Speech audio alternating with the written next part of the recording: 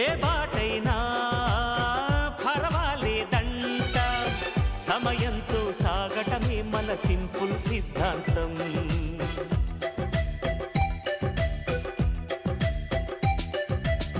చిరుగాలికి పరిమళమిచ్చే సిరిమల్లెల వనమై ఉందాం, గగనాన్ని నేలను కలిపే హరివిల్లుల వంతెన అవుదాం.